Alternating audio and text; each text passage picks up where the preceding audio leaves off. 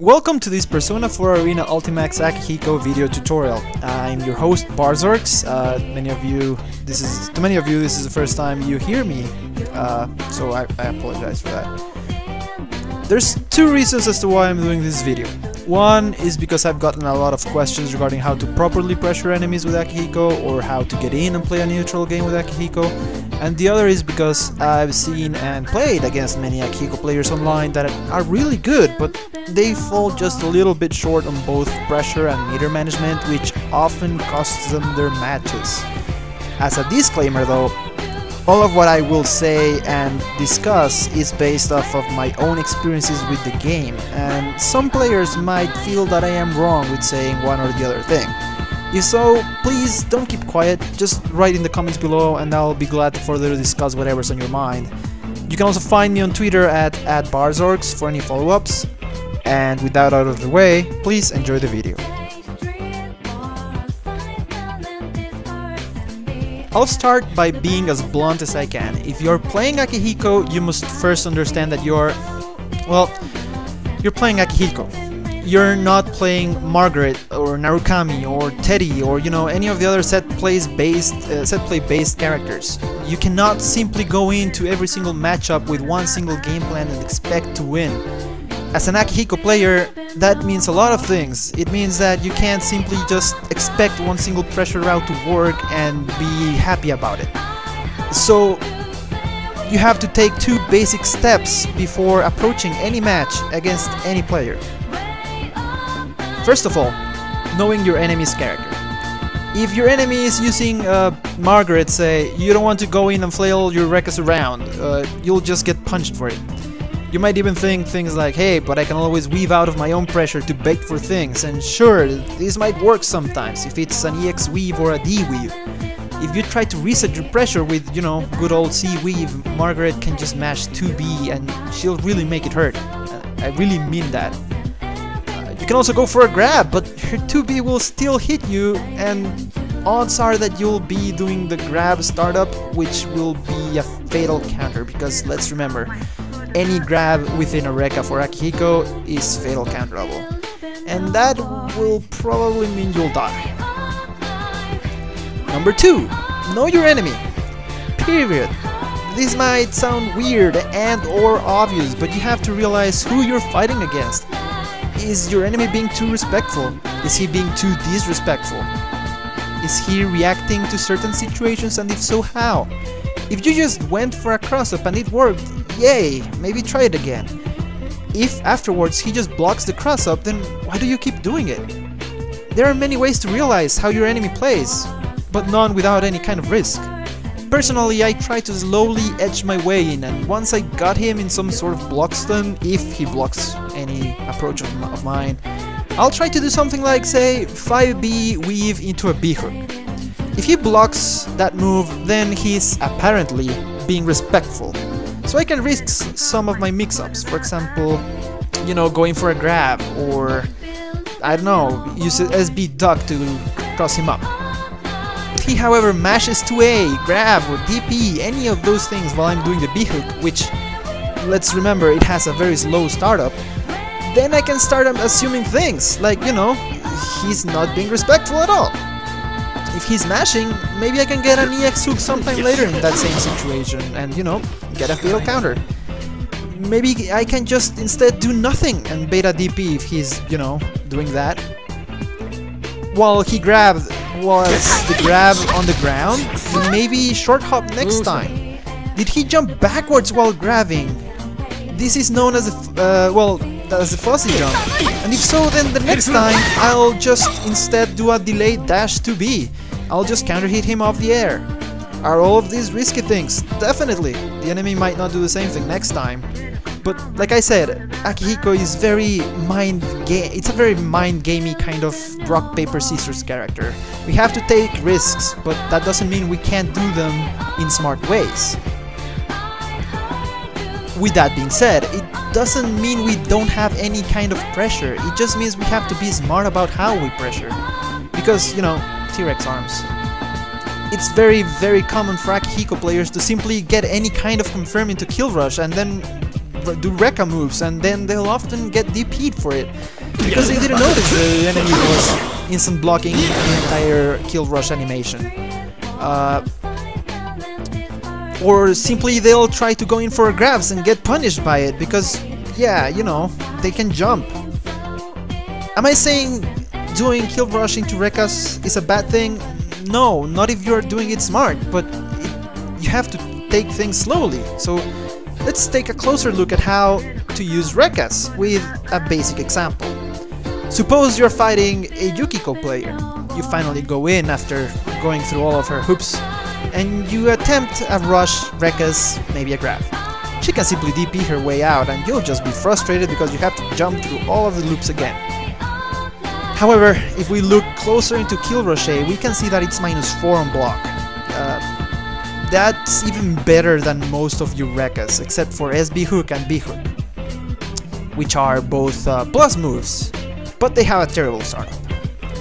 If we look at Yukiko's 5A, we can see that, well, it's a 10-frame startup move. That means that if she mashes on 5A for whatever reason, any move faster than 6 frames will counter-hit her. And Akihiko just happens to have some of the fastest, if not the fastest, normals in the game, which is 2A and 5A, both clocking at 5-frame startup. Does this mean we can do an infinite loop of 2A, kill rush, rinse and repeat? No, because, well, she still has a DP, but basically what you're doing with this thing is you will either catch the mashing, or you will force her to DP or roll or jump or something else, and from there you can start slowly learning how this player thinks. However, here's another situation with that same character. Suppose that she instead uses 2A, which is a 7-frame startup. This means that our 5A will, or 2A, will probably get counter-hit.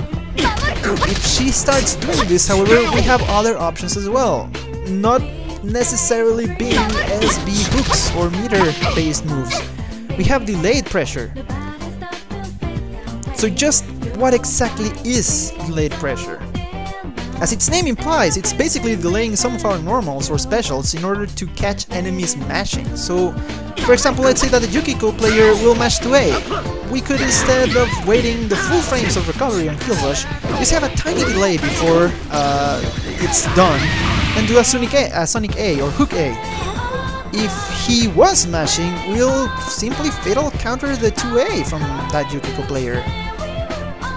Or even better, if he rolls, we might be able to recover fast enough and then punish the end of his roll. Another thing to keep in mind is to know when to pressure. Sometimes the enemy simply has a way better neutral than you do, or maybe he's already simply making you block. And I know you guys don't want to block, but sometimes it's for the best. And the thing is, really knowing your enemy and his character makes blocking so much easier. For example, if you're fighting an Adachi player, he only has one really scary overhead, which is his DP, and you know, he can't really combo off of that unless you're mashing on buttons. And his command grab, which again, he can get some damage off of it with meter, but otherwise, unless you were pushing buttons and make it a fatal counter, then you're pretty much whatever, it's just, what, 1000 damage or something? I don't know. Otherwise, just block by crouching. But let's say that this player starts getting desperate because you're just blocking there, and he starts doing risky things to try and call you out, like 2D or J2D. Most players will attempt to roll this because, you know, it has a low startup and stuff, but you might get fatal by it. Or you will block it, which has an insane block stun and forces his pressure to reset on you. However, as an Aki player, you have to remember that hitting a persona is special cancelable. That means that if he recklessly calls for that move, he can anti-air the persona and cancel into Kill Rush. He might block his Kill Rush if he's, you know, fast enough, or he calls you out of that. But you're still getting out of his pressure. Does this mean you have to do it every single time? No, because, well, next time you do it, he might just DP you right after the 2D or something. But then you can always do an anti-air and then weave to make yourself free of the recovery or jump out or something. As you can see from these examples, we can see that a lot of little possibilities happen in any one simple situation against any one single enemy. I will not go through them all, because this video will probably last a full week if I do so, but I do encourage you to go to any kind of forums, be it Dustloop, GameFAQs, or any other place you frequent to with other players, and discuss these things to figure out specific portions of matchups. As for neutral pressure go, you can also see that using a bunch of recas is not always the best idea. Sometimes it's even smarter to do simple things like 5B, weave, and then reset your pressure to 2A, 5A, 5B. And sometimes, after you've pressured for a lot of time, it's sometimes better to go in and then get out without actually doing a single thing. You're facing a human player. Humans can be wrong and they can make mistakes, and it's up to you to punish them. But if you always go in with pressure and you telegraph your moves, then their DP or whatever they do just might be spot on and exactly what they needed to turn the fight around.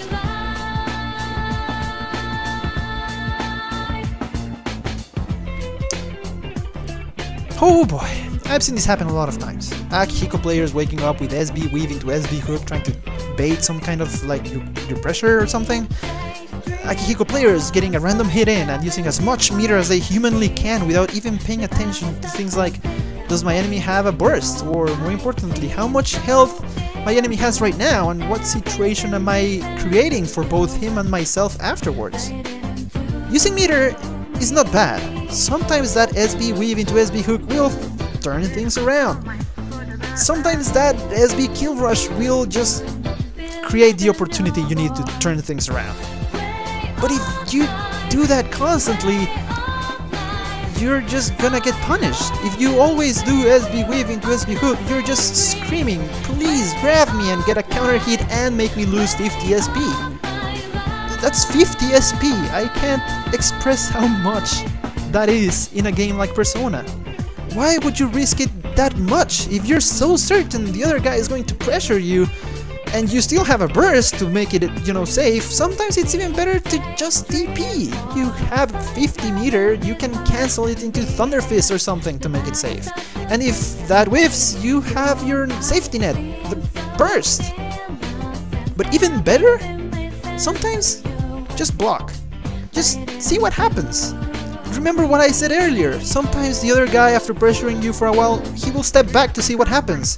This opportunity can also be seen as your chance to get out and save your meter for a turnabout later on. This of course depends on how much you know the other guy, and really it's a risk you're taking here, but sometimes that one risk will pay off so much later on. Even worse, sometimes they'll get a single hit and they'll spend almost all of their meter thinking something like, hey, I got a hit, I might as well make it count. But just look at this example.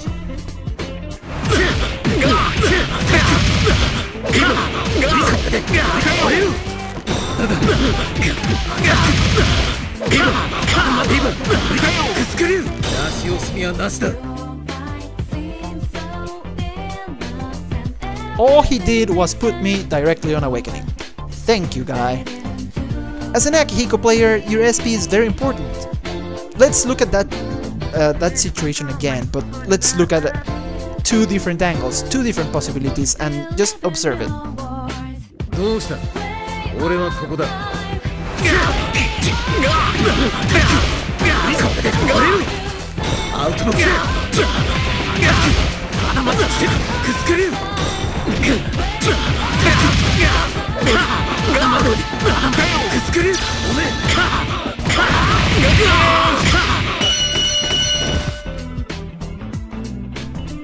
Did you notice how important keeping the meter was in that situation?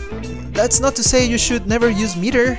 Sometimes if you have a lot of meter, or sometimes just taking that risk to force the enemy to use his burst is well worth it.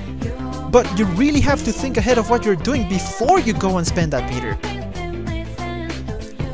As you can see in these examples, Akihiko pressure is not something you just do.